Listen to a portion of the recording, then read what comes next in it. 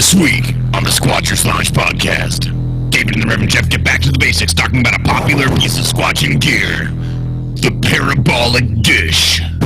What is it? What is it good for? And why do wildlife biologists use one? I mean, if you've taken our advice and listened to the Cornell Lab of Ornithology's online database, you know how they got this stuff, and it wasn't a handheld recorder.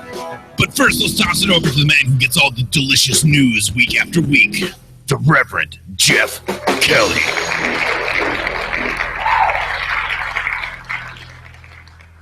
Holy crap, people, it's been entirely too long since we've had a show, but tonight coming up on the Squatchers Lounge podcast, I am your host, the Reverend Jeff Kelly, and over there is Dr. David Batdorf, pseudo-scientist. How you doing, buddy?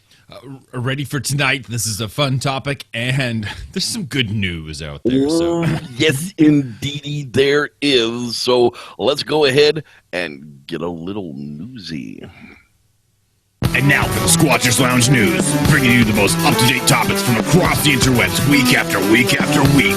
The Squatchers Lounge podcast. Let's get newsy. Let's get newsy. That's right. So coming up here from the eveningtimes.wordpress.com, Boggy Creek Bigfoot documentary is in the works. That's right. Posted on November 2nd by Ralph Hardin.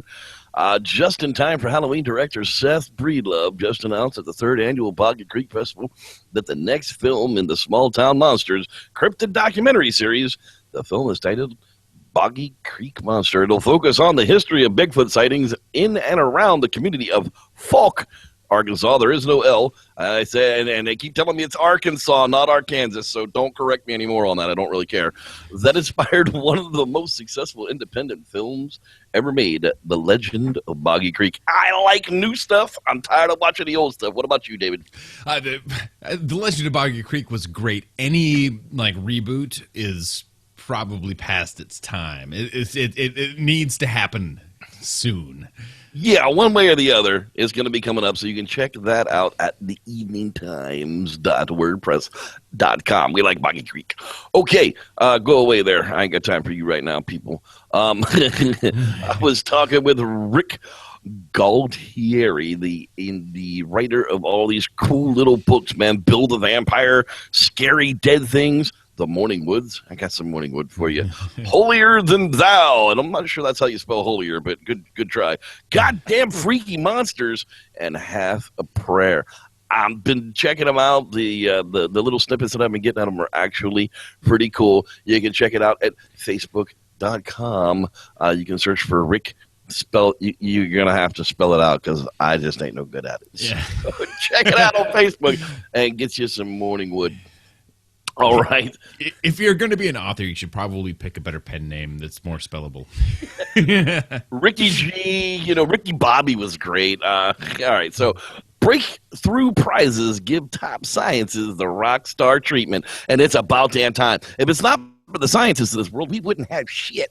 Well, the richest awards of science were handed out on Sunday night when the Breakthrough Prize organization presented a total of $21.9 million to physicists, mathematicians, life scientists, and one talented high school student. That's right. The awards take the form of 7 $3 million awards, one of which was split among roughly 1,300 physicists, so that kind of sucks, $500,000 split among 8 early career researchers, and $400,000 to a high school student for creating a video communicating a scientific concept. Well, good for you, kid. That's your college. There's your college right there. Don't spend it on anything else. Don't go buy a BMW and a dart gun. Okay, just put that money away for college, and you'll be set to go. Thanks to the Breakthrough Prizes for notifying the geeks of the world. But I wanted a dart gun. Dart gun and a BMW. That's what you do with a grant. Absolutely. Finally, it's Jurassic Park. Complete fossil of a 23-million-year-old lizard in amber resin found by Mexican researchers.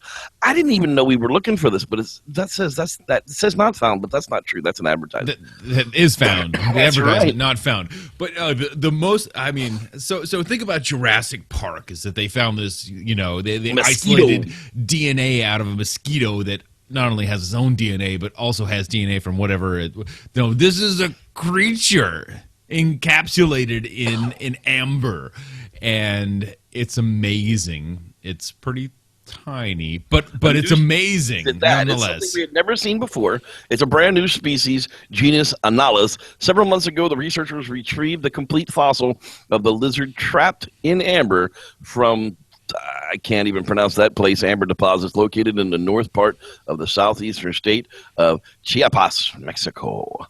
The most notable feature of the fossil was the soft tissue, and the skin of the vertebrae was well preserved in the amber since prehistoric times. That's the cool part, people. That's where the DNA is. If there's no soft tissue, we're really going to have a hard time with it. Yeah, well, and whether or not the DNA has survived throughout this time, but I mean, like it's all, I mean, it's all in there. And when you know, fossils normally they turn to stone, but in amber things happen a little bit differently. It will be really interesting to see if this would be a great genetic clock fact check for us all. Like if you know kind of the age of this creature, and does it fit based on its DNA, and does the genetic clock stand up based on that, would be great if that is all in there, because it didn't turn to stone and become part of some lake bed somewhere. Check Fantastic. it out on the universityherald.com website. That's right. Okay. NativeNewsOnline.net reports that they're aiming to revitalize its language and culture. The Chickasaw Nation enlists Rosetta Stone to create new language programs for its citizens. That's right. They're taking their language back. It might only be an oral language, but dadgummit, they're going to figure it out one way or another. And then Rosetta Stone is probably the people to do it. I've taken a bunch of Rosetta Stones, and I got to tell you, I'm half fluent in about 3 of them. I'm half fluent in the startup disc on the Rosetta. Well, I got to be honest with you. We got the Russian in because a friend of mine was adopting a couple of kids from Russia. Well, they bought them, whatever the case would be. And we needed to learn enough Russian because those kids knew no English at all. They were coming in here like, oh, placebo? Huh? Yeah, no, we need to learn Russian, and quick. So we busted out the Rosetta Stone, and we learned enough Russian to get those kids to learn English. Yeah, so the tragedy behind this is that we have to redo it, resurrect these cultures, and there's so many cultures that I know of, even in my area up here, where some have withstood the test of times, and the stories and the language are very much intact, and you know, everybody is trying to keep these intact. You know, my grandmother was one of the people who were trying to keep these cultures and these languages and these stories intact, not even being of native descent, whatever. And then there's right next door another tribe that was completely erased. There's nothing left. There's no language. There's no anything. There's lots of those. Yeah, they assume that they would have spoken the parent language, you know, halakomelem, like of the original Sasquatch, Anglicization, whatever. Like, but yeah, it's great to see when. I mean, it's important for these cultures to stay alive, because they will be lost to time, and you'll never. Once they're gone, you will never get them back, especially when they're not documented in the way that we should be documenting these languages and cultures. Totally agree. So end of rant. That's right. The NativeNewsOnline.net. Okay.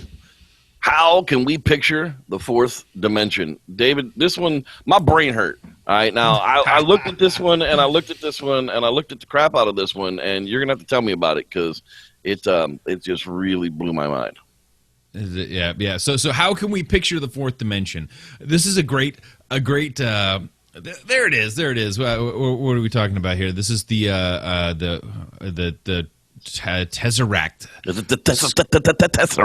Tesseract Square.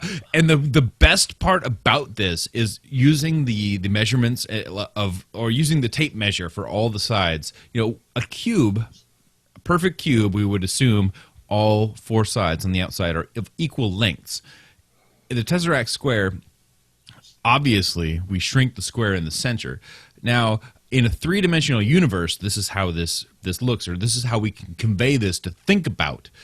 But in a 4-dimensional universe, all of those lengths are the same. And that's when you're like, I can't even imagine that. But they're not. Yeah, they're not the same. But they're not the same in a 3-dimensional, but in a 4-dimensional universe, they would be the same. And that's where your mind explodes. And this is a tool for us to think about it, but it is not an exact replica of that. And if you really want a good person to explain this to you about multiple dimensions, everybody should just go look up Carl Sagan's Cosmos. I believe it was yesterday was the birthday of Carl Sagan. Hail Sagan. Hail Sagan. Yes. Understanding Dimensions and the 4D Tesseract. There's also his full multidimensional thing where he talks about saddle universes and all this other things and how saddle universes aren't confined to a spherical existence, which are 3-dimensional universes, and they're basically limitless, which means that there could be these saddle universes interacting with us on a regular basis, but we would never know it because we cannot perceive, and we can't even think about, we can't even imagine, i.e. the Tesseract cube, we can't even imagine what a 4-dimensional universality would look like. It's amazing. So definitely, everybody watch this, geek out, and then realize that when we're talking about interdimensionality, we're talking about things that don't have to do with 3-dimensional creatures like Sasquatch. Sasquatches are not interdimensional beings. Anyhow, check it out on YouTube. Yes. Search for it. You'll find it. I promise. Hey, did you see this picture on Facebook the other day? This was really, really slick. Realistic Bigfoot costume on Bigfoot on Facebook. Facebook.com/realistic Bigfoot costume. They put a new one out that they've actually put together for some video ads that they're doing. There was a collaboration with RBFX that did the prosthetics, and a couple of people did the makeup. So this is prosthetic on face makeup with one of Doug's suits. And I got it out there, and they called this shot Peekaboo, bitches. Very nice. Very nice. Absolutely. So if you want to get more information about how to rent one of them suckers, you can find the Realistic Bigfoot costume and send them a message on the Facebook or contact clonefx.com, KLONEFX.com. Doug and I talked about that K the other day. It's like, yeah, I didn't think about that when you were going to be doing radio ads, did you? Jackass. Speaking of spelling, if you're going to have a pen name or a website... Yeah, that's why it's S Lounge Podcast, people, because I didn't want you to have to spell Sasquatch, okay? Woo! And it reminds you of the act that you're doing while you're watching us. You're slounging. You're slounging, that's right. Okay, people, it's time to talk about it. That's right. Bigfoot captured. Was he really captured? I'm not really sure. David didn't get a chance to waste 2 hours of his life last night, but pre-show, he and I set up a 3-minute clip, which was the actually best clip of the entire show last night, of Mr. Sam Squanch in the cage being tranquilized and blood and hair being taken from him. Well, Idaho State Journal, just the day before the show comes out, starts talking about printing Bigfoot. ISU creates a 3D skeleton of Bigfoot for the History Channel program. How much money was wasted on this bullshit? Anyhow, Meldrum is the 8-foot-tall Bigfoot skeleton using a series of 3D printers to actually stand next to it was really, really amazing, Meldrum said. Even this was a bit of an academic exercise because obviously everything is just inferential. I'm not sure. Inferential. There we go. Inferences. There we go. Meaning pseudoscience. Right up my alley. It was really screwing with me there for a moment. Sorry about that. What it conveys is otherwise difficult to imagine sensation or impression of standing next to a skeleton that's 8 feet tall. I mean, it's huge, massive. So that's what they did for this show called Bigfoot Captured. So Dr. Meldrum was involved in this process, and here is a little, I've got some better ones. That's a horrible screen grab of it. It kind of looks like Jeffrey Kelly with the beard and the... Only he's got better teeth. PasteMagazine.com, the History Channel's Bigfoot Capture was TV abomination. This is when it first hit. Now, I called it before it even went on the air, said it was going to be one of these fake-umentaries, mockumentaries, docutainments, as I call it. I love the mermaid, I love the Russian Yeti, I love the Megalodon, and the cannibal in the jungle. Now, Discovery Channel had announced that we're not going to do that to the people of America anymore. We're not going to run fake documentaries on the Discovery Channel anymore. So what happens is the production company, I'm sure, was probably already in the middle of making this monstrosity and went, oh, shit, we can't sell it to Discovery now. What do? Well, we punt and we go sell it to A&E, so they'll run it on the History Channel. Thank you, History, for just being a jackass. H2, yoo-hoo. Yeah, it wasn't even on H2. This was straight up breaking history on the History Channel. Now, here, let me go ahead and bring up a screen grab of Mr. Sam Squanch inside of do they mean prison. Breaking history, meaning like legitimately like breaking damaging history? Exactly. It's never going to be the same again. Thank you, A&E. So here's a better screen grab of the Sasquatch that's in this movie. Now, I'll admit I love the costume. No, it really does harken back to like the original like Wolfman. It does. That wasn't Boris Karloff. Who was that? Anyway, the original Wolfman. From the 30s. Great. The eyebrows are fantastic. Yeah, very well done. Obviously prosthetic. Obviously human. Yes, obviously 100%. The whites in the eyes, the bridge of the nose, the jawline. There is nothing that says proto, or as they tried to hint at, post-human. Post-human. Wow. Bigfoot has evolved past human, and this is what was on the other side of us, and humans should just have died out by now. Well, I could see the concept actually working well, like never. Yeah, I don't know why it would be 8 feet tall and still living in the jungle if it's post-human, but it was one of the concepts that they actually threw out there that most people kind of missed. I don't think they understood the concept of the past evolution of human, because they didn't really go into it. It was more about the Sam Squanch in a cage. Yeah, you have to remember that the Mermaids documentary actually talked about the aquatic ape theory in reference to mermaids, not in reference to bipedalism or hair loss. Right. Right. Now, there are people out there who literally believe that Bigfoot was captured and in this cage and filmed for this show. So much so that Dr. Meldrum's involvement, once again, got him in a little bit of hot water. So he had to actually post up this comment on his Facebook page earlier today to kind of inundate the calls or get rid of everybody that was bothering him. To head off the flood of emails and phone calls, let me reiterate that as a guest interviewee, I had nothing to do with the overall plot or creative content of this production. Perhaps you should have asked. I do my best assesses in intentions of a production company when I am approached and encourage them to build upon credible information. You have options, but occasionally their enthusiasm is feigned and assurances are worthless.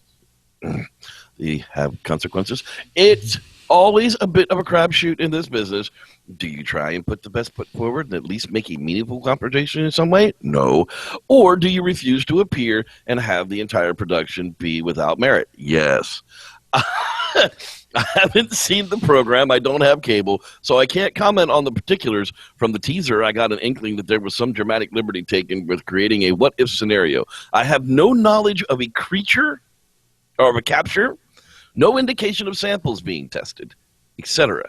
Even in the drone sequence, I am told they gave the impression that we had a hit on a biped that we had investigated looking for a sign. A biped, yes. One of the production assistants. It was an exercise to demonstrate what the drone could do and could not do. A useful exercise by my account. Anyway, take it from what you want.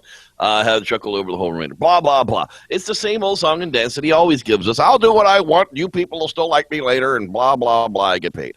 Cool. But don't complain when you get inundated with friggin' phone calls and emails going, where the fuck's this Sam Squanch at? Oh, I dropped the F-bomb. Sorry, people. I try not to do that on this show, but I'm really... That's for that other show.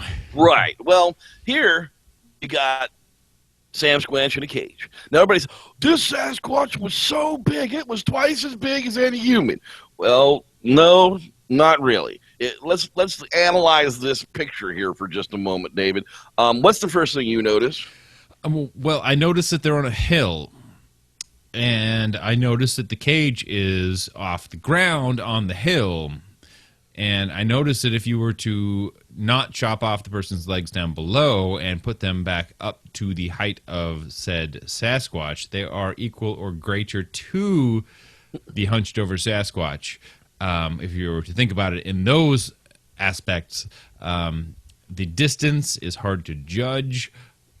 But are you kidding me? I mean, this is obviously the sequence that I watched. If anybody is taking this seriously and trying to do measurements against this, you are wasting your time. This is a docutainment episode about what it's a bunch of what ifs, and that it's fine. It's great.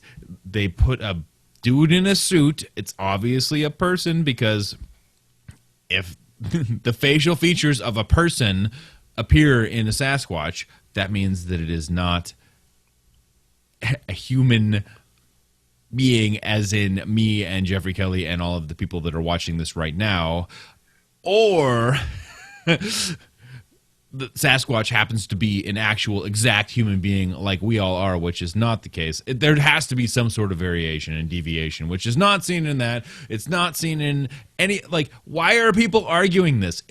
It blows my freaking mind on a regular basis. Like, I can't get over the people who would actually even try to justify this obvious fictional Sasquatch to be a real thing. It drives me crazy on a regular basis. I'm sorry, ranting. There's going to be people who are going to have breakdowns of this, and I'm sure Thinker Thunker's probably already got this up in his video that are going, well, that damn well could have been. People, if this was a real case, if this was a real Bigfoot in a real cage, we would have been hearing about it for as long as this production had been going on that they were making this video. We might not have seen the creature, but we sure as hell would have known about it. Okay. If, for some reason, it was kept a complete secret and it just happened to, like, present itself in this one case to be a complete secret until it came on the television, there would be a paper that simultaneously was released with the film, actually probably days prior to the film, and the film would be narrated by David Attenborough. That's right. It would be a scientific film. It would not be a production of History Channel and the A&E. It wouldn't be the History Channel doing the same Squatchers Lounge podcast intro voice, like, and there was a Sasquatch. Boom. There was boom, boom. That's right. But so you watch it. It's people. Some people want their 2 hours back. Some people don't. Basically, I'm going to try and rip out all of the non-movie scripted stuff and leave just the movie scripted stuff together. I did it earlier, but unfortunately it crashed on me. It was 48 minutes long, and I want to see what it looks like as a movie. I just want to see if I can cut it all apart and watch just the movie to see if I can enjoy that much of it. But if you're seriously out there thinking that Bigfoot was captured and released or escaped in this case, I don't really think you should be watching our show anymore. Just go ahead and close it down. And there's other shows out there, but yeah, it's just not going to happen. Anyhow, or watch us and call us idiots, and there you go. just put it in the comments. Just suspend your disbelief to the fact that Sasquatch just happened to get away, and there's no proof of any of it. They lost the hair and tissue samples that they took on camera. Oh, no. Those were never mentioned again. They took them, but they were never mentioned again. We didn't hear anything about them. There was nothing mentioned in the credits. So there was nothing after the fact. They took them, but then the Sam Squanch disappeared. So no one's going to believe us now. I got news for you. If there's a Sam Squanch in a damn cage, nobody's leaving it out of their sight. All right, spoiler alert. Spoiler alert, I was wishing that if Sasquatch was tranquilized in a cave after he had pulled the dart out, that he was faking it, and it was going to go all Silence of the Lambs all of a sudden. Rip the bloody bastards apart. Yeah. No, it didn't happen. History Channel, you totally wussed out. That's right. But now, saying all of this, and in mockumentary, fakehumentary, documentary, docutainment, whatever you want to call it, the scenes with the Bigfoot in the cage were cool. They were very cool. They had some, I mean, when the Sasquatch came and just wrecked on the friggin' cage like he wanted out of there, dude. I mean, he had Donald Trump hair there for a minute. He was beating on it so hard. I was, like, I wouldn't want to be standing there. I don't care if that was a human in the cage ranking it against like that. Something I had locked up, beating on a cage like that, I ain't too interested. I would have backed up just far enough to outrun the slowest person. That's right. I don't have to outrun you. We just got to outrun the fat guy. Okay. Hey, well, let's go ahead and get on to our topic of the night. And now for tonight's topic. That's right. Parabolic microphones. What the hell are they? What the hell good are they for?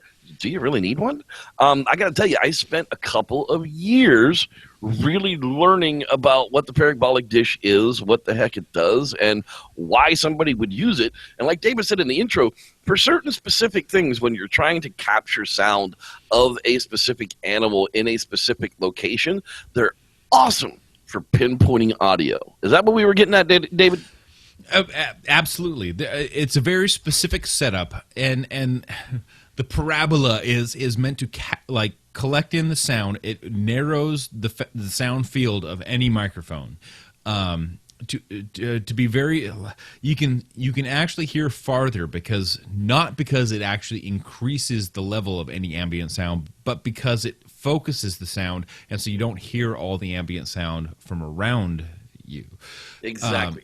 So it's almost like a noise canceling effect in modern microphones, but not really because it's just blocked out from the backside of it. Now, your field of view per se in a parabolic microphone is definitely going to depend upon the size of your dish, the size of your microphone, the sensitivity of your microphone, and so on. But you're only ever going to get a maximum of 180 degrees because that's the whole shape of the parabolic dish. And the backside of it blocks out at least 50% of the audio. Yeah, and there's two basic setups. So you use the dish to transfer sound, to collect inside of the dish and to transfer sound back into a microphone that's facing into the dish, and another to kind of block out sound and collect into, like, say, a ribbon mic that is inside the dish facing outward from the bowl. When you hear the shoulder pads hit on the football field and all that, it's usually that ribbon mic in a huge parabolic dish, forced aspect to the action to take out all the crowd noise. I mean, from up here, I'm a Seattle Seahawks fan. Like, the loudest stadium on the earth, they actually register on the Richter scale or whatever. But you can still hear the quarterback calling out, his cadence, because they're focusing the audio into that one narrow field, and that entire declamatory audience is totally washed out. I mean, you can still hear it, obviously, but you can hear what you're focused at. It's like honing the zoom on your camera, zooming in on something. You're just narrowing the field of view. You can't see as much in degrees outwards, but you can see better. Same thing with audio. It just collects it in. It works like your actual earlobe and ear structure to collect the sound and to work it in. Now, what that's really great for is when you know what you're looking for or where it is. Right. That's exactly what I was going to bring up. As far as, like, in Bigfoot research goes, I mean, we've all seen Matt Moneymaker walking around on Finding Bigfoot with the earphones on the parabolic dish, and they have no idea what the hell they're listening for or in what direction it will be coming from. That is a moronic move. Does you absolutely zero good, and you're really not going to be able to do anything without tripping over your feet because you can't hear what you're doing in the first place. But it's great for television because if you hear a crunch in the woods and you turn your parabolic dish to that crunch in the crunch in the woods gets louder and more amplified. Right, and it might sound like a wood knock, but yes. Now, if you're sitting on a hill and you're observing a whole herd of deer in the valley below you, there's a good chance you can take that parabolic dish and point it directly at one of those deer and hear what it's actually doing. I've actually sat 30 yards from my parrot and pointed my parabolic dish at him, and I could hear him scraping his beak together. No other sound other than the sound of the beak rubbing against itself, and you could hear it from 30 yards away. It's really amazing what you can do with a piece of gear like this. But exactly right. If you're trying to document your surroundings, it's not the right tool. However, if you're sitting above a herd of elk and you see the biggest elk and it's breeding season and you're trying to get an elk bugle, if you point it right at the biggest dude in the herd with the biggest antlers, chances are after a while you're going to get the perfect bugle. And it's going to be honed, it's going to be perfect, and then you can put it into like the Macaulay Lab of Ornithology's database. And, so the first tool that you need with a tool like a parabolic dish is like the visual part, which is binoculars or a monocular, whatever. You need to be able to see what it is you're looking for. So birders use the parabolic dishes a lot to capture bird calls, to say, oh, what kind of bird is that? Okay, now I can document that kind of bird. And then they say what kind of bird that is. The dish still picks that up because it's at close proximity. And then they capture the sound of that bird. And because they've seen it, they know where it is, they've identified it, and they do that. That's how they have a spotting scope on that same tripod with the stupid parabolic dish that all they have to do is sight in the bird and it locks on the sound. Yeah. I mean, that's why the visual has to go along with the audio part of it as well. More for observation than it is for discovery, wouldn't you say? Yeah. So I'm a firm believer that a spotting scope is probably your better tool for searching for what is in this area. Remove yourself from the area, let things act as they would normally in an area. You need light, you need all sorts of other things. But once you have been able to do that, then you can document with the sound with a parabolic dish. Otherwise, you just have to go with the ambient sound and do the 360-degree aspect of everything. One thing parabolic dishes can do, however, if you're using small form factor parabolic dishes to where it's not going to hone the sound as much as a larger bowl, which is what you really honestly want for capturing pinpoint sound that you're looking at. If you use a smaller bowl, you can actually set up an array, like let's just say you just picked north, south, east, and west to triangulate where sounds are coming from, because they're super directional. If you look at it on different kinds of spectrographs, you can actually assume, different. You can figure out where something came from a static point if you set up an array of these things. Something this large, and this is the pointing back towards the dish. Looks like a DIY. Yeah, I was going to say, that's no parabolic microphone. That's a space station. Yeah. We're finding aliens. Well, maybe if you talk to Dr. Johnson. But if you were sitting in your camp this way and you know that things approach from a certain direction, this would be a specific type of way that you'd want to set up a parabolic setup so that it can capture 180 degrees of something approaching your camp. That was one of the things that I had learned when I was working with the owls, was the fact that I could hang one of these from two pieces of paracord in trees and point it at different ridges and get to hear different owls throughout the night. So literally I could just swing it from one tree to the next, and it would swing the whole parabolic enclosure around so that I could listen at different degree points and listen to different owls on different ridges. So you can use it in a broad scale that way if you can get it up high enough and open enough at your area that you're looking at. It's true, but they do work best, honestly, when you can see the thing. Yeah. And that's the biggest problem with, an elusive creature. You're trying to find a needle in a haystack, and you're carrying around this gigantic dish. And so this is the parabolic dish is a great tool, and a lot of people use it. And a lot of people use the handheld version of it, which works somewhat. But Jeff, I know you set up the very large. I mean, it was like 3 feet across. Yeah, it was 36 inches across. That will I mean, that gives you such a perfect image of exactly what's in front of you, versus these handheld units, which give you a pretty good spread still, and allow you to amplify the sound to where you know what you're listening to, but it's almost impossible. It's like trying to hand shoot with a 900 millimeter Yeah, zoom. it was miserable to try and use something that big. I mean, I had a handle on each side of it. You had to move your whole body with it. Sometimes you had to have a friend help you carry it. I mean, it was a lot. It was a lot of equipment to be packing around with me. But the handheld ones, just like you said, they're too broad of a spectrum. I mean, they're okay if you don't have anything, and if that's what your price point is, I guess it's okay. But you can DIY, or you can do one yourself. In a bigger prospect, heck, you can find a dish just about anywhere. You can form fit a dish just about anywhere to get one started for yourself. And that is totally key once you know where you need to be pointing it. But there's a lot of people out there using these, and what they're doing is they're just amplifying sounds that they're making a directional microphone and not a parabolic microphone. Yeah, I mean, it could legitimately be a squirrel bounding from one way to another, and it sounds immense because it's really honed. It's not what we're used to hearing. It's exaggerated. It's focused.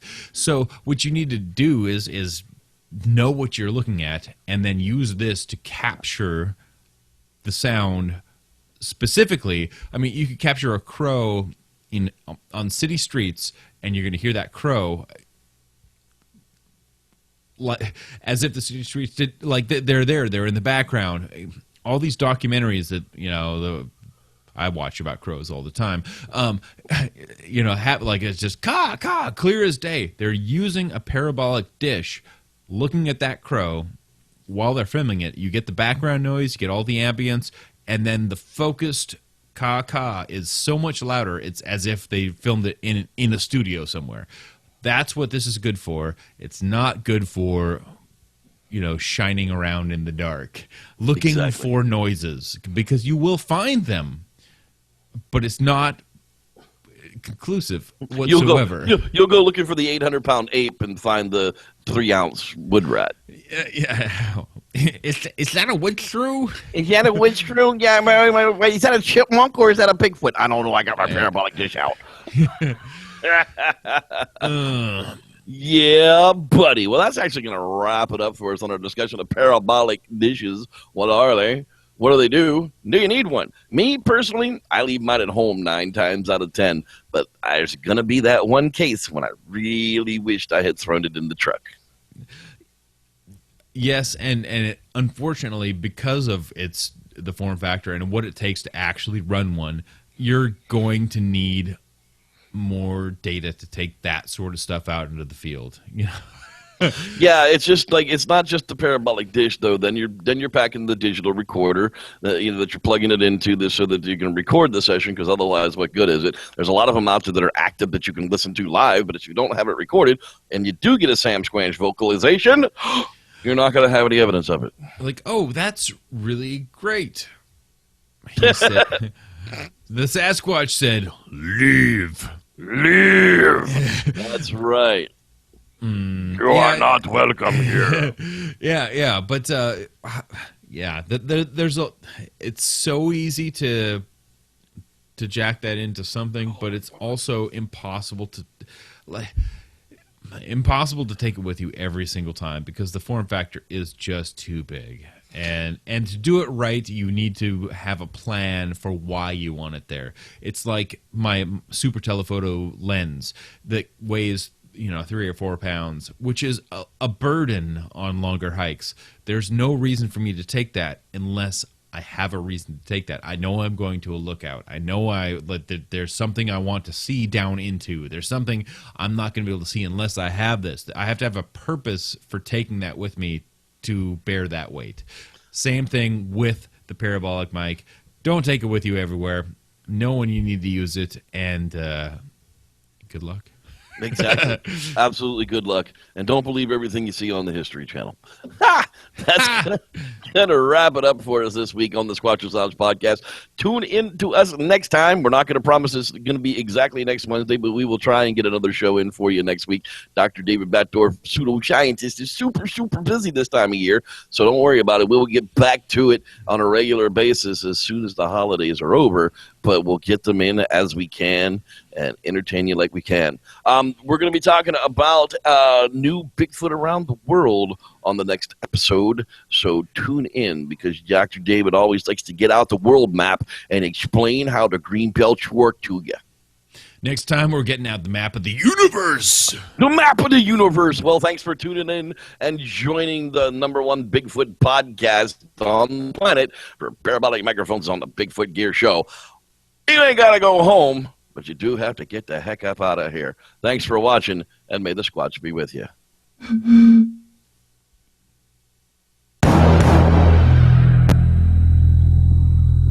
Monday nights, Bigfoot and Entertainment Weekly. Don't miss the Bigfoot capture special.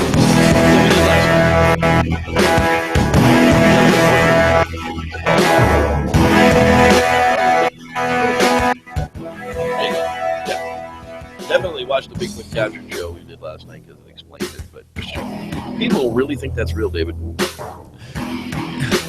I got nothing for them. They thought the mermaids and the unicorns were real too, I guess. Yeah. Lead a horse to water. I'm sticking with the goddamn narwhal. Hashtag, where's the poop?